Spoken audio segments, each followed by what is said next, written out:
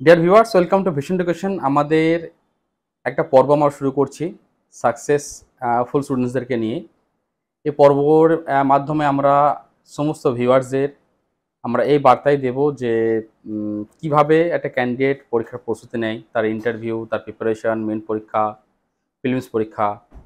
তার থেকে বড় কথা, আমি আজকে আমাদের যে স্টুডেন্টসকে একটা আমরা ইন্টারভিউ এখানে ফোকাস করছি। অনেকে সেই ইন্টারভিউয়ের এটা শুনে তার মনে হবে যে আমারও দ্বারাই সম্ভব হবে।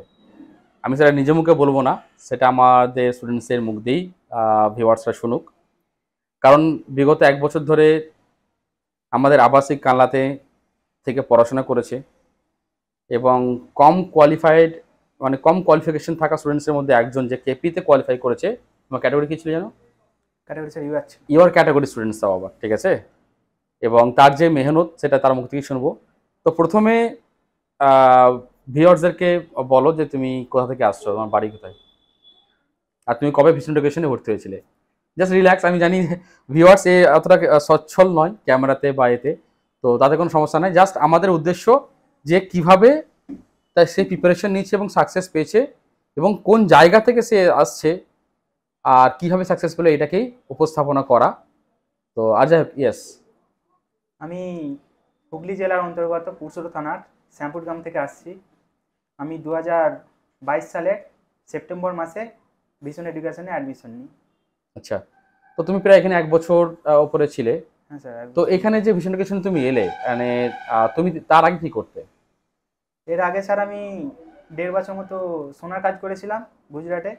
তারপর সোনার কাজ থেকে আবার চলে আসি এবং দেশে এসে তারপরে আবার রাজমিস্ত্রি কাজে যোগ দিই। মানে আর্থিক একটু অনটন ছিল তো স্যার, এবারে ওই 250-300 টাকা করে রোজ দিত স্যার কাজে, মানে রাজমিস্ত্রি কাজ করতে শুরু করি।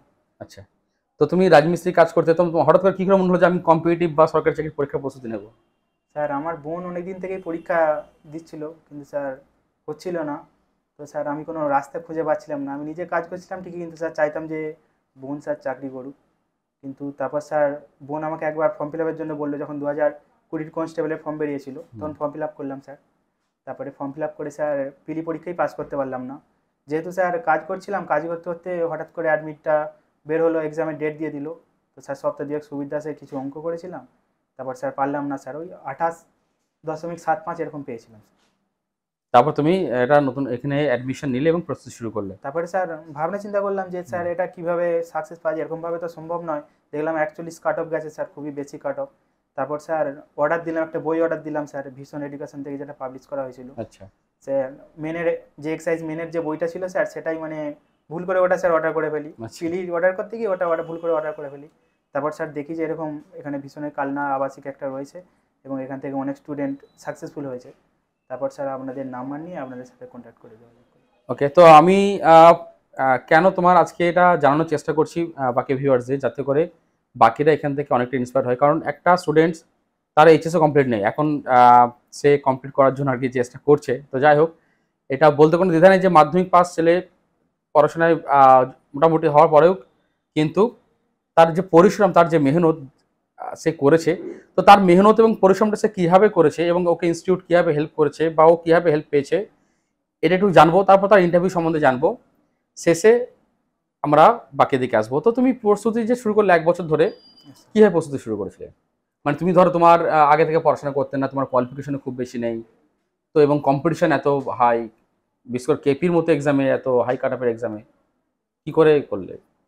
স্যার বিশেষ করে স্যার এখানে একটা ডিসিপ্লিন সিস্টেম রয়েছে স্যার। প্রথমে এসে আমি সব ক্লাসগুলো অ্যাটেন্ড করি এবং অ্যাটেন্ড করতে করতে প্রথম 1-2 মাস তো আমার কিছু মানে শুধু বুঝতেই সময় লেগে যায় যে কীভাবে কী প্রিপারেশান নেবো। বন্ধুদের দেখতে যে তারা কীভাবে প্রিপারেশান নিচ্ছে, তারা কেটে গেছে এত প্রিপারেশান নিয়েও, কী তাদের ফল্ট, এগুলো শিখতে শিখতেই আমার 1-2 মাস কেটে যায়। তারপর স্যার সিলেবাসটা পুরোপুরি আমার মানে একটু বুঝতে আয়ত্তে আসে কিছুটা।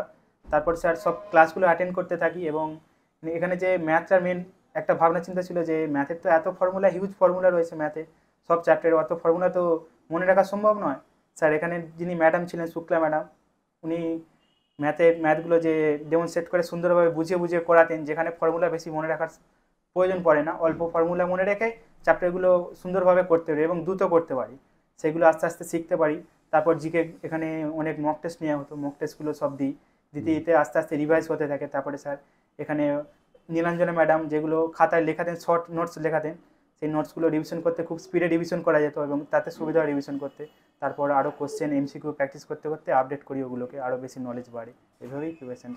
আচ্ছা, তো প্রিলিমসে দেখলে এত হাই কাট অফ গেল বা মেনের জন্য খুব কম সময় পাওয়া গিয়েছিল, তো এত কম সময় প্রস্তুতি নিয়েছো, তো তোমার মেনলি কোন সাবজেক্টে তোমাকে সেই জায়গায় একটু মানে বিশেষ করে কোন সাবজেক্টের উপর তুমি জোর দিয়েছিলে, না সব সাবজেক্টের উপরই সমানভাবে জোর দিয়েছিলে? আমি এখানে যেহেতু মক টেস্ট নেওয়া হতো, তো এখানে নাম্বার দেখে বুঝতে পারতাম যে এখানে আমার এই সাবজেক্টটায় কমজোরিটা একটু বেশি আছে, এখানে বেশি উইক।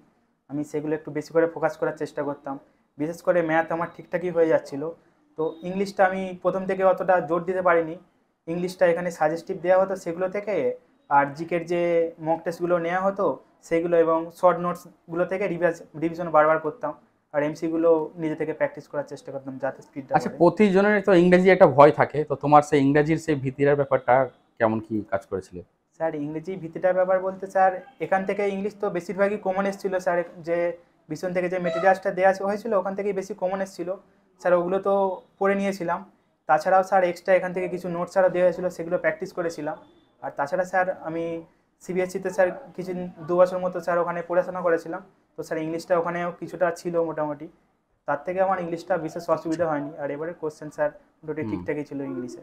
ওকে, তো এইভাবে প্রিপারেশন নেওয়া এবং দেখলে হাই কাট অফে যখন প্রিলিমসের রেজাল্ট বার হলো যে অনেক কাট অফ হাই গেছে, তো সেখান থেকে একটা ইউআর ক্যাটাগরি এবং ওবিসি বি ক্যাটাগরি একটা ভয় থেকে যায় যে কি হবে। তারপর মেনের প্রস্তুতি এবং ইন্টারভিউয়ের, তো ইন্টারভিউ তোমার কি ধরনের প্রশ্ন করা হয়েছিল?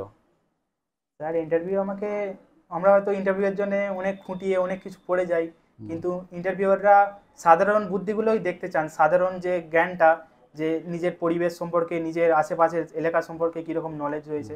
তো স্যার আমাকে সাবডিভিশন নিয়ে কোশ্চেন করা হয়েছিল খুঁটিয়ে খুঁটিয়ে, মানে ওখান থেকেই বিশেষ করে কতগুলো কি থানা রয়েছে, কতগুলো ব্লক রয়েছে, এরকম ধরনের কোশ্চেনগুলো, নদী কী কী রয়েছে, বিখ্যাত ব্যক্তিত্ব কারা রয়েছেন, এগুলোই ধরা হয়েছিল। আমি কিছু বলতে পারিনি, কিছু বলতে পেরেছিলাম স্যার। কত পেয়েছিলে ইন্টারভিউ তুমি? ইন্টারভিউ আমাকে 9.5 দেওয়া হয়েছিল। 9.5। আচ্ছা, তো তোমার তো ইন্টারভিউ পাবলিশ হয়েছিল ইউটিউবে, তো তুমি এখানে কতগুলো মক ইন্টারভিউ দিয়েছিলে প্রায় ভিশন এডুকেশনে? স্যার এখানে তো আমি প্রায় 15-20টা মক ইন্টারভিউ দিয়েছিলাম। আচ্ছা, একটা কথা আমি অ্যাকচুয়ালি ভিউয়ার্সদের বলেই দিই, মানে ক্যান্ডিডেট সামনে আছে, তো ঘটনা হচ্ছে যে আমাদের এত মক এখানে টেস্ট হয় না, মানে স্পিড টেস্ট এবং মডেল সেট প্রচুর হয়, যে এটা আমাদের যদি বলা যায় ভিশন এডুকেশনের সব থেকে ইম্পর্টেন্ট পার্ট কোনটা প্রিপারেশনের মধ্যে, তো আমি বলবো অবশ্যই প্র্যাকটিস পার্টটা আমাদের সব থেকে বেস্ট পার্ট এবং ইম্পর্টেন্ট পার্ট। কারণ এত স্পিড টেস্ট, মক টেস্ট, তাদের স্কোর কোন জায়গায় হচ্ছে, ডাউট ক্লিয়ারিং ক্লাসেস, তো বা ওদের এক্সপ্লেনেশনগুলো পাঠিয়ে দেওয়া গ্রুপে, তো প্রচুর টেস্ট হয়, যেটা একটা খুব অ্যাডভান্টেজের, তাই না? স্যার স্যার এই মক টেস্টের কারণেই স্যার পিলিতে আমার নাম্বারটা বেশি পাওয়া সম্ভব হয়েছিল। হাতে স্পিডটা খুব বেড়ে গিয়েছিল, যার কারণে স্যার মানে স্পিডটা যথেষ্ট পরিমাণ ঠিকঠাক ছিল, যার কারণে আমি বেশি অ্যাটেম্প্ট করতে পারি, প্রায় 90টা মতো অ্যাটেম্প্ট করেছিলাম এবং স্যার পিলিতে আমার 78.75 হয়েছিল। তো 1 বছরের উপরে প্রিপারেশন, যেটা আজকে চাকরির মাধ্যমে শেষ হবে। হ্যাঁ স্যার। যোগাযোগ তো থাকবে নিশ্চয়ই। হ্যাঁ স্যার। তো যারা ধরো অনেকে ভাবে যে, এরকম অনেকে আছে, যেমন তোমার যে ব্যাপারটা যে তুমি রাজমিস্ত্রি কাজ করতে, সোনা কাজ করতে প্রথম, তারপর রাজমিস্ত্রি মিলেমিশে তারপর শুরু হলো যে না শুরু করা একবার দেখা যাক, এবং ইউআর ক্যাটাগরি থেকে এত কম সময়, মানে 1 বছর 2 মাস মতো হবে সম্ভবত, হ্যাঁ স্যার। 1 বছর 2 মাসের মধ্যে এত কম সময়ে কেপির মতো হাই কাট অফ এক্সামকে ক্র্যাক করা, এটা যথেষ্ট একদম সত্যি খুব মেহনত না করলে হয় না। যেরকম অনেক ক্যান্ডিডেট আছে যে অসাধ্য বলে ব্যাপারটা এরকম না যে অসাধ্য যে এটাকে করা যাবে না, যদি এরকম ক্যান্ডিডেট যারা যদি করতে পারে তো অনেকেই করতে পারবে। তো এরকম ধরনের যারা ক্যান্ডিডেট আছে, যারা তোমার কি মনে হয় যে সেই সমস্ত ক্যান্ডিডেট তুমি কি বলবে, যে যাদের কোয়ালিফিকেশন কম আছে বা বাড়িতে অনেক কাজ করতে হয়, বা দেখা গেল যে অনেক তাদের পরিশ্রম মেহনত করতে হয়, কিন্তু সরকারি চাকরি বা বলতে পারি পুলিশ হওয়ার খুব ইচ্ছা রয়েছে? স্যার আমি কাজের ক্ষেত্রেও গিয়ে দেখেছি, ভিউয়ার্সদের বিশেষ করে বলবো, আমি কাজের ক্ষেত্রে গিয়েও দেখেছি আমার অনেক বন্ধু রয়েছে যারা আমাদের সাথে কাজ করতো, হয়তো কেউ মাধ্যমিক পাস, কেউ গ্র্যাজুয়েশন করেও রাজমিস্ত্রি কাজ করছে। তারা অনেক ইন্টেলিজেন্ট, কিন্তু স্যার একটা ভুল ধারণা রয়েছে সবারই যে স্যার ঘুষ দিয়ে ছাড়া চাকরি হয় না, অনেকেই এটা ভাবে। আর এই কারণেই ভয়তে তারা মানে রিস্ক নিতে চায় না, যে এখানে একটা আমার উপার্জন, স্থায়ী একটা উপার্জন রয়েছে, যে দিনে 300-400 টাকা একটা রোজ পাচ্ছি, কিন্তু এটা যদি ছেড়ে যাই আমার হয়তো ফ্যামিলির খুবই অসুবিধা হবে। তাই জন্যে কেউ ছাড়তে চায় না স্যার। আর সোনার কাজে আমি তাই দেখেছি, 5,000 টাকা 6,000 টাকা স্যার ওখানে মাইনে দেওয়া হয়। মালিকরা ওনাদের মানে বাকি সব জায়গায় বলেন যে আমরা 15,000 20,000 টাকা করে মাইনে দিই, প্রথমেই বলেন যে 15-20 হাজার টাকা করে মাইনে দিব, অত স্যার করা হয় না। ওরকমভাবে গিয়ে অনেক স্যার মাধ্যমিক পাস ভালো ভালো ছেলে যারা পড়াশোনায় খুবই ভালো, আমি দেখেছি অনেকের সাথেই এরকম পরিচয় হয়েছে, তারা স্যার বাধ্য হয় এরকম কাজ করতে। তাদের মানে মনে ধারণা নেই যে এরকমভাবে একটা মাধ্যমিক পাস বা উচ্চ মাধ্যমিক পাশে একটা সরকারি চাকরি পাওয়া যায় যদি প্রিপারেশন ঠিকঠাক নেওয়া হয়। স্যার ভুল ধারণা একটা সমাজে রয়েছে যে ঘুষ ছাড়া চাকরি হয় না। এই ভুল ধারণা মানে যারা ভালো ভালো লোক যারা তো চাকরি পেয়ে গেছে তারাও অনেক এরকম ভুল ধারণা ছড়িয়ে দেয়, যাতে না কেউ মানে এই লাইনে আসে, এরকম একটা ভুল ধারণা রয়েছে। তো স্যার আমি ওখান থেকে বেরিয়ে এসে রিস্কটা নিয়েই দেখলাম স্যার সব ঠিকঠাকই আছে, অসুবিধা কিছু নেই। যাক, ভিশন এডুকেশনের পুরো টিমের তরফ থেকে সম্বর্ধনা তোমাকে তো অলরেডি দিয়ে দেওয়া হয়েছে, এবং চাই যে তোমার অনেক আরও তুমি এগিয়ে যাও, আগে এগিয়ে চলো, জীবন আরও সুন্দর হোক। সেই সঙ্গে আরেকটা কথা বলে দিই, হয়তো আগাম ঘোষণা হয়ে যাবে যে যদি সব ঠিকঠাক চলে তো একই ফ্যামিলি থেকে দুজন চাকরি পেতে চলেছে। এর বোন আমাদের এখানে পড়ে এবং একই সঙ্গে এসেছিল, লেডি কনস্টেবল আছে, ইন্টারভিউ চলছে, মানে ইন্টারভিউ দেবে এবার। তো আশা করছি যদি সব ঠিকঠাক চলে তো দাদার চাকরি তো অলরেডি ক্যাপিত হয়ে গেল, বোনের চাকরি লেডি কনস্টেবল হবে। তো ভিশন এডুকেশনে একটা ফোরাম দেওয়ার চেষ্টা করে, সবসময় একটা এনভায়রনমেন্ট দেওয়ার চেষ্টা করে যেখান থেকে অনেক মধ্যবিত্ত নিম্নবিত্ত পরিবারের ছেলেমেয়েরা এখান থেকে বার হতে পারে, বা বার যাতে হতে পারে তার জন্য আমাদের পুরো টিম, আমি, আমাদের সমস্ত টিম খুব কঠোর মেহনত করে চলেছে এবং আরও আগামী দিনেও চলবে। তো এখান থেকে আশা করি অনেক ভিউয়ার্স অনেক মোটিভেশন পাবে তাদের এগিয়ে যাওয়ার জন্য। তো আজকের ইন্টারভিউটা এখানেই সমাপ্ত করছি। অসংখ্য ধন্যবাদ তোমাকে যে বাকি ভিউয়ার্সদেরকে ইন্সপায়ার করার জন্য। যদি লাস্ট কিছু বলার থাকে তো বলতে পারো। স্যার আমি লাস্ট এটাই বলতে চাইবো যে স্যার আমি অনেক গরিব ছেলে মেয়েদেরকে দেখেছি যারা স্যার মাধ্যমিক উচ্চ মাধ্যমিক খুবই ভালো রেজাল্ট করে এবং সাধারণ মানে যেটাকে জেনারেল লাইন বলা হয় আর্টস বা এসব নিয়ে পড়াশোনা করে গ্র্যাজুয়েশন করে অনেকে হয়তো ভাবে যে চাকরি বাকরি হয়তো সম্ভব না, ভেঙে পড়ে, হতাশ হয়ে যায়। তো তাদের ক্ষেত্রে বলবো যদি সঠিকভাবে কম্পিটিটিভের জন্য পরিশ্রম করা যায় বা সঠিক জায়গায় আসা যায়, যেমন ভিশনের মতো একটা প্ল্যাটফর্ম যেখানে বারবার মক টেস্ট দিয়ে স্পিড বাড়ানো হয় এবং নতুন নতুন কোশ্চেনের সাথে টাফ কোশ্চেনের সাথে মানে নিজেদেরকে ম্যানেজমেন্ট করানো শেখানো হয়, তো স্যার তারা যদি আসে এখানে তো স্যার তারাও সাফল্য পাবে, এটা আমি মানে বলতে পারি। Okay, thank you. Thank you sir. কর্মজীবন খুব ভালো হোক, ভালো করে কাজ করো আর ভালো পুলিশ হতে হবে, ঠিক আছে? Thank you sir. Okay, all the best.